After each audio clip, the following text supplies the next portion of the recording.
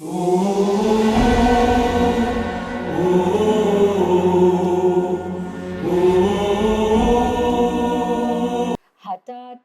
Pesa Evon Segaga, Hamartia Parabasis Anomia, the various words for sin. And we came across them last week when we learned about the sinful behaviors. Let's learn today how the sinful behaviors happen in people. Welcome to the fourth episode of the Holiness episode, and we will learn more today. Let's open with a word of prayer. Father God, we come, Lord, to your awesome presence, praising you and worshiping you, Lord.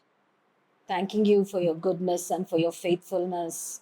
Thanking you, Lord, for teaching us deeper things about you and for teaching us how to say no to sin and how to be more holy and holy because you are holy.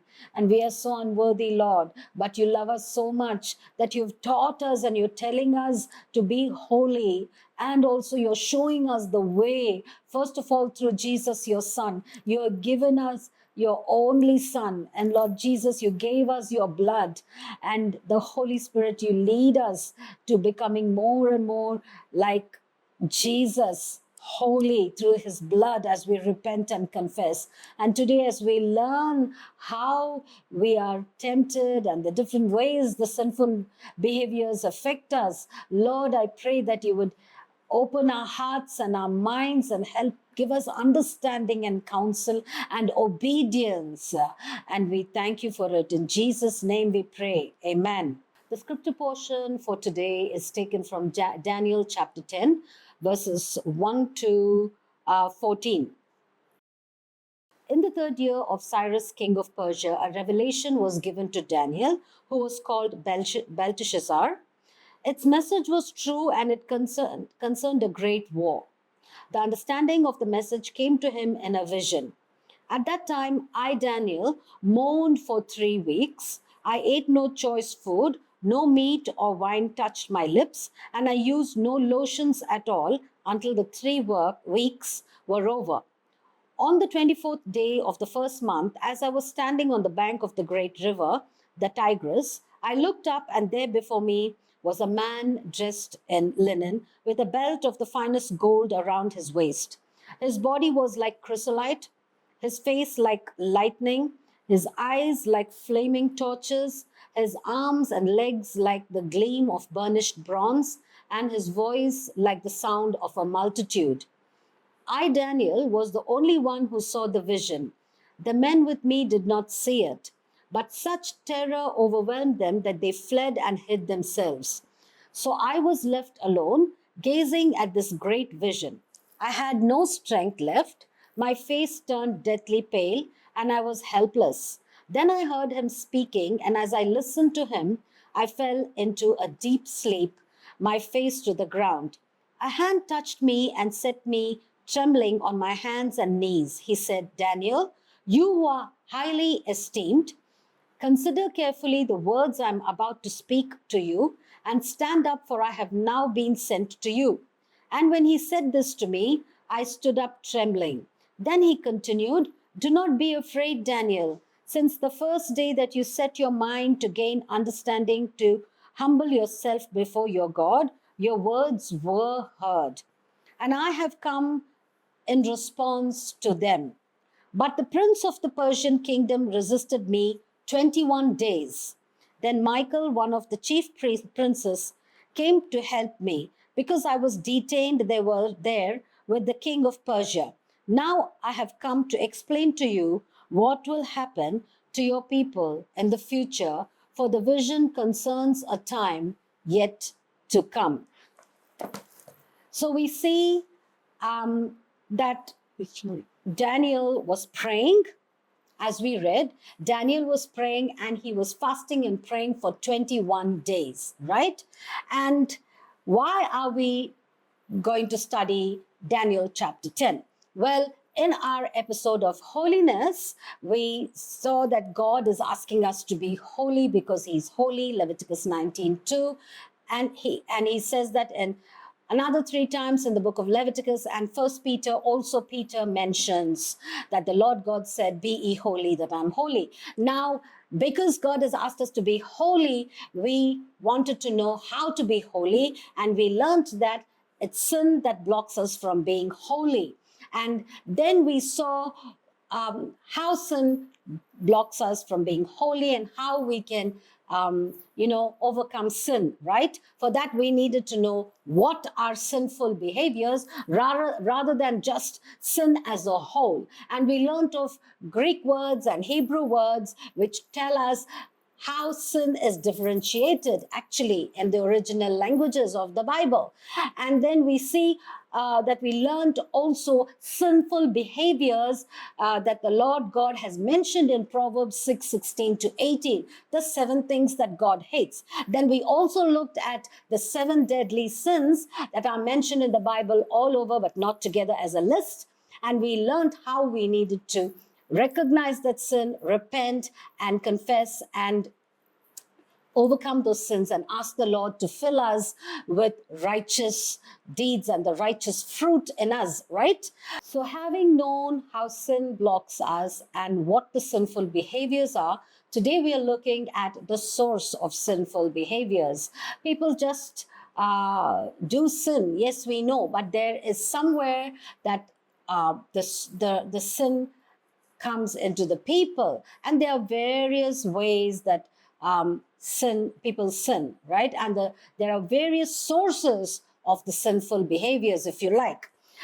But all those various sources are actually grouped into 2, part 1 and part 2, or 1 and 2. So we are going to look at part 1 today. So the source of sinful behaviors is the place and the process, the where and the how. And so we're going to look at the place today so we understand where that sinful behavior comes from. And we have learned in the holiness of God in the first episode where God resides, right? Of course, God resides in us through the Holy Spirit, and Jesus came to this world. And even when we call on the name of Jesus, he is here with us through his Spirit. And, God dwells everywhere, right? But there are 3 heavens, 7 heavens actually, but because of our study on holiness, we will focus on 3 heavens. So there are 3 heavens, the first heaven, the second heaven, and the third heaven. And these heavens give us the place from where the source of sinful behaviors come from. You must be surprised, right? How come it's the heavens and the source is from there? We will learn that shortly. Let's read 2 Corinthians 12:2.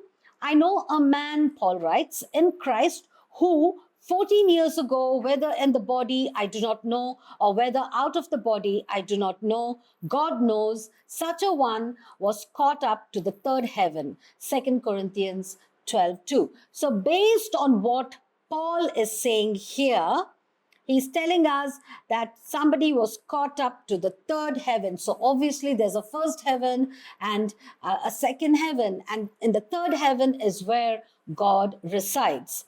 And so based on this, we know that the globe is there, the earth is there, as you can see in the slide. There's the globe, and around the globe, the earth, we have the 1st heaven, which is the sky that you and I look into. We have the stars in the night, and by day we have the sun, and then the night we have the stars and the moon, and that's all the 1st heaven that you and I can see. Above the 1st heaven is the 2nd heaven, and it's in the 2nd heaven, which is the realm of the spiritual beings, good and evil. Yes, you heard me right, good and evil. And we will learn how come that 2nd heaven became a place of spiritual realms. And after that, or above that, is the 3rd heaven, where God and resides on his throne of grace and mercy, and the triune God fellowship there, and they are there, and whenever we pray, our prayers go up to the third heaven, to the throne room of God. And so we say that there are three heavens, but our prayers have to cut through these three. The second heaven, of course, from the first heaven, from planet Earth, we are praying, and the prayers cut through the first heaven, second heaven, and they reach the throne room of God. All prayers reach the throne room of God. All prayers, big and small. Even when we say, Lord, help, yes, that is a prayer that goes to the heavens, the third heaven. Even when people say, Jesus, that's a prayer and it goes to the throne room of God. And so we see that these three heavens, when we understand them deeply, we know that our prayers are being heard, and it inspires people to pray even more, especially the ones who don't pray. They will learn to pray and they will start praying. Amen. The first heaven, let's just look a little bit deeper into each of the heavens. All right. So the first heaven, it was populated on day 4 and day 5 of creation, the first heaven that we're talking about. And this heaven definitely declares the glory of God, as we read in Psalm 19. Psalm 19 tells us about the first heaven, and it's so beautiful. And I'm going to read verses 1 to 6 here, because Psalm 19 speaks of his eternal power, God's eternal power and limitless nature, and how creation displays the glory of God. Amen. So Psalm 19, 1 to 6 goes like this. The heavens declare the glory of God, and the firmament showeth his handiwork. Day unto day uttereth speech, and night unto night showeth knowledge. There is no speech nor language where their voice is not heard. Their line is gone out through all the earth, and their words to the end of the world. In them hath he set a tabernacle for the sun, which as a bridegroom coming out of his chamber, and rejoiceth as the strong man to run a race. His going forth is from the end of the heaven, and his circuit unto the ends of it, and there is nothing hid from the heat thereof. So, that is Psalm 19 telling us closely what the first heaven is all about. And this first heaven declares the glory of God, and all of that creation, the firmament, shows his handiwork. So beautiful, isn't it? And day unto day, they utter speech, and night unto night, they show knowledge of God. These heavenly planets and stars and skies, they don't speak like you and me, but their very presence declares the glory of God. Sometimes we don't need to say anything. When people look at us, they will see Jesus in us, right? They will see God's life in us, the Holy Spirit in us. And that's how we need to shine for Jesus. That's how we need to shine for Jesus. All the time, we don't need to talk. Our very presence, so majestically, the sun does all that God has asked it to do. Created the sun, and the sun does what it is commanded to do. The same with the moon and the stars. And this God, he creates more and more stars for us all the time, right? And it is this creation that they don't say anything, but they show his handiwork day after day. They show it in their very presence. No speech or language is heard from them, but their very bodies show and display his beauty, his work, right? And that's how we are going to be. And so that is the first heaven. We will go into other verses that talk about the heavens as well. And you can probably look up, I'll just call out the references: Psalm 115:16, Ephesians 4:10, and Hebrews 7:2. 26. They will come up on the screen as well. We will go to the third heaven because our focus is the second heaven. And so we will learn about the third heaven and then go to the second heaven. So God reigns and rules from the third heaven. The triune God fellowships there and controls everything from the third heaven. And more importantly, I like this one because God asks and invites you and me to fellowship with Him in the third heaven. And how do we do that? We do that through prayer. Through prayer. So if you haven't been praying, you should start from today because you're invited to pray and fellowship with God in the third heaven. You and I are so blessed, isn't it? So the characteristics of the third heaven, it is an eternal dwelling place of God, as said in Matthew 5:24 and Psalm 11:4. Sorry, Matthew 5:34. Jesus descended from the third heaven and was incarnate and became the Son of Man at the Annunciation when Mary conceived him by the Holy Spirit. He came from the third heaven according to John 3:13 and 31 and John 6:38 and 42. When Jesus lived on earth, sacrificed, he died on the cross, he was dead and buried, and on the third day he rose again, and he ascended into heaven. That is, he went back to the third heaven.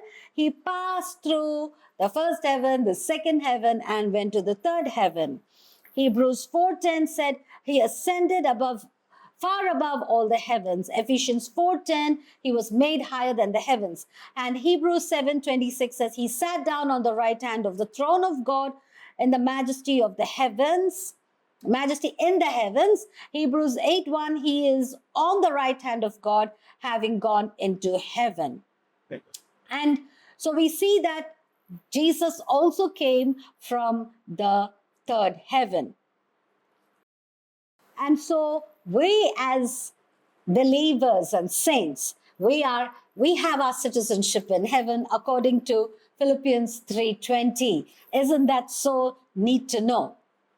And he is calling us to fellowship with him, and how beautiful it is for us to go to the third heaven in prayer and pray. How do we fellowship with people? When we want to meet family and friends, we go to their house, right? The best fellowship happens when we meet them face to face. Yes, today because of technology, we have texts, we have phones, and we have video calling and all that sort of thing. But still, to go into their presence and to meet them personally in their home, or they come to us in our home, is a beautiful thing. And God is inviting you and me today to come in prayer and fellowship with him in the third heaven.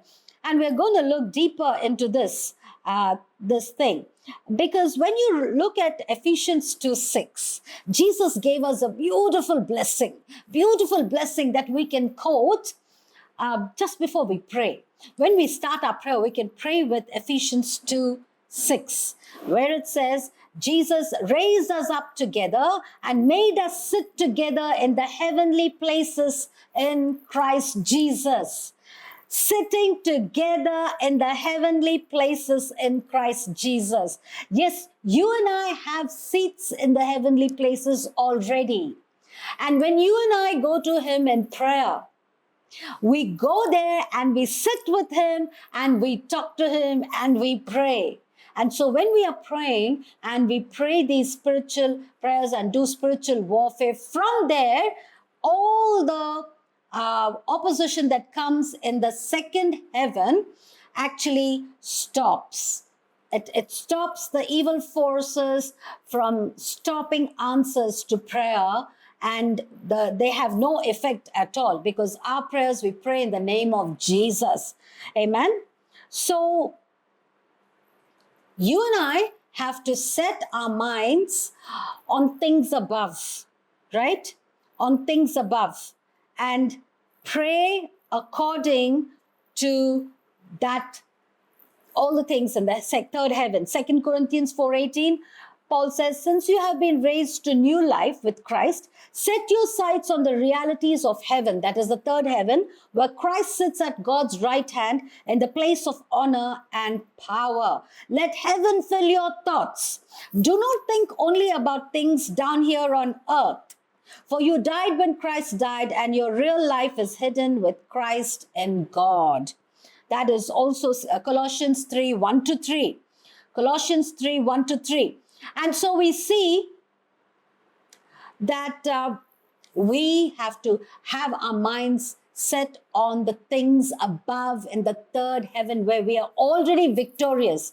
We go to prayer in victory. We are already victorious in Christ, and we just need to lay our requests before Him. And so we are urged to pray like that. And so that is the first heaven and the third heaven. We come to the second heaven. The second heaven is the heaven which requires most of our attention, because it is there that the spiritual forces dwell. That's what we learned, right? And not only the bad, it's also the good ones. The angels and demons reside in that second heaven.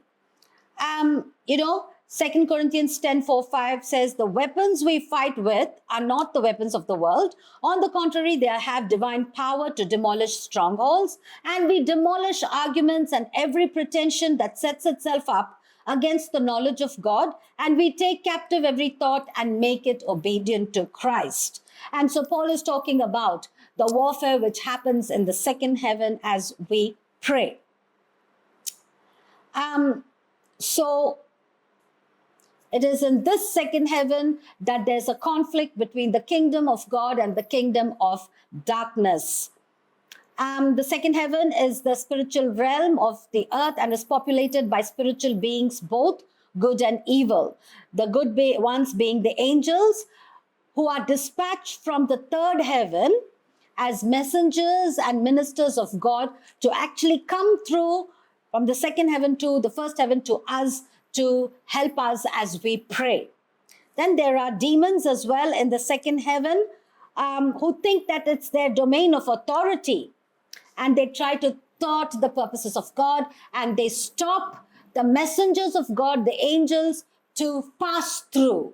But our prayers actually help to weaken the evil forces and the angels to come down and to help us and answer us when we pray. Yes.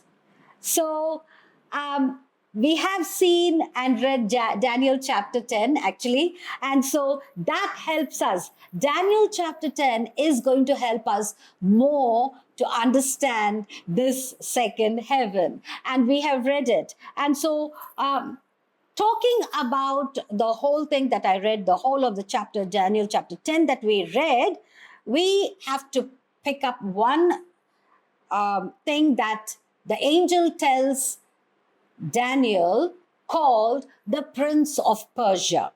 And so to refresh our reading of Daniel chapter 10, it is that there was a problem on earth. Daniel was praying. He was in Persia, right? And Daniel was praying. And he was not just praying, he was fasting and praying for 21 days. And God sent already a messenger from the third heaven to go and answer Daniel. But it was in the second heaven, as Daniel has written, that the spiritual forces of darkness were stopping him from coming until God sent Michael to come and defeat the spiritual evil forces so that the messenger could finally come to Daniel in Persia where he was praying. So that's what the angel tells him, and he tells him that because you were praying and you continued in prayer for 21 days, I was able, with the help of Michael, the archangel, to come, who came and helped me to fight the spiritual forces in the second heaven and come through to you in the on earth. But he mentions one thing. He said, because who was attacking him and stopping him from coming down through the second heaven is the Prince of Persia. So just as the angels and the armies of God are in ranks, you know what the devil has done. Satan also has his followers or other demons in ranks. Okay, so the prince of Persia, who has, it's a territorial spirit that has taken over Persia, was actually preventing this angel from coming through the second heaven to come down to Daniel, who was praying, and to answer him. But it was Michael, the archangel, who had to come, and together with the angel, they defeated the prince of Persia, and then the angel could come and talk to Daniel. So we see that this is a revealing account that we witness Daniel praying and fasting for 21 days. And during this time, there was an invisible struggle which took place as we read it. But when we want to understand it and pray and ask God to help us to visualize it, He helps us. And when we picture it, this is what has happened. We understand this invisible struggle and we picture it and we know, okay, this is what happens to you and me as we pray as well. As we fast and pray, this is what happens. But we learn, like Daniel, that we continue in prayer. We persist in prayer. We do not give up praying. Amen. This messenger is dispatched from the third heaven to deliver Daniel's answer, but it is withstood by the demonic principality ruling over the earthly kingdom in which Daniel is living, that is Persia. And so it was the prince of Persia. Michael, one of the few angels in scripture designated by name, is dispatched to help the messenger angel deliver his response to the praying saint. And upon breaking through and speaking to Daniel, he also reveals that another demon prince will soon enter the fray, and that is the prince of Greece, which was indeed the earthly kingdom to overcome and follow the Persian kingdom. We all know that. So, this is why you and I need to understand the source of sinful behavior. It's just the place, right? We are doing the place and the how, the place and the process, where and how. So today we are focusing on where. So this is where the attack happens as we are praying. And so we need to learn to continue praying. So the things considered here in this portion as we read are expanded later. But some of the main points that we need to note are as follows. There are authoritarian structures of government in the invisible spiritual realms. These invisible governments are territorial and they affect and control earthly governments. These demonic governments in the spiritual realm, the second heaven, oppose the servants and messengers of God. And that is what you and I need to remember and understand today. That's what God is teaching us. The visible earthly realms and its inhabitants affect the invisible heavenly realms, just as Daniel affected them through prayer. It's only through prayer that you and I can affect and stop the evil from the good to happen, from the godly things to happen. It's through prayer. So you and I should be praying. Amen. We see that the demonic resistance came and was stopped only through Daniel's perseverance in prayer. And it was necessary for the answer to Daniel's prayer to be fully realized. And so we need to pray. And from Daniel's time to now, the church has been given this authority and responsibility to make known in this realm the will and wisdom of God. Spiritual resistance and wrestling with contrary powers in the heavenlies is to be expected in the life of believers. You know, the trials are thrown at us. We face trials. And even as we pray, the spiritual attack happens. But we need to persist in prayer. We need to say sorry for all the times that we have said, oh, I'm praying so long and nothing has happened, and we give up praying. For all the times we've given up praying, we need to say sorry to God and get back on our knees to continue praying for the very things that we have stopped praying. We learned today that for the very things that we have stopped praying, you could have stopped praying 10 years back or 15 years back, never mind. Pick up that prayer point and start praying, and you will see victory from Jesus. Amen. So never give up. Never give up. Jesus gives us all the authority in the second heaven. He says in Matthew 28:18, and Jesus came and spoke to them, saying, all authority has been given to me in heaven and on earth. And he gives us the authority to pray in Jesus' name, right? So knowing how the evil one has occupied or, creates havoc and opposes God's messengers in the second heaven, it is important for us to remember to pray continually. Pray continually, seated in the heavenly places that Christ has given you and me. And that authority, we need to pray. Also remember Hebrews 4:14-16, where God commands or tells us to come and approach the throne of heaven with boldness and confidence. With confidence and boldness, we need to approach the throne room of God. When people are tempted to sin and they're in the trials, it is other demons which will make them dull and give up praying, give up hoping. But that's why the writer of Hebrews says, approach the throne of grace and mercy with boldness and courage. So not only do we have to be bold and courage, we have to pray for the other people who are weak, other saints and believers who are going through trials and they can't seem to want to pray, but they need to pray. So we need to pray for them to pray, and they pray and we pray, and the prayer battle goes on. And it's a winning battle. Amen. It is a winning battle. So we need to remember all these things. What happens in the second heaven? We know that there is a second heaven, and who is there in the second heaven? Both the angels and demons. We've learned how the demons oppose the angels who are coming to help us. And so an understanding of these truths is essential for effective operation of prayer for the believer. So, to wrap up, this is the place, the source of sinful behavior where they occur. And next week, we will look into how it happens, how the process happens. We have looked at the place and where the sinful behavior can come from, the source of it.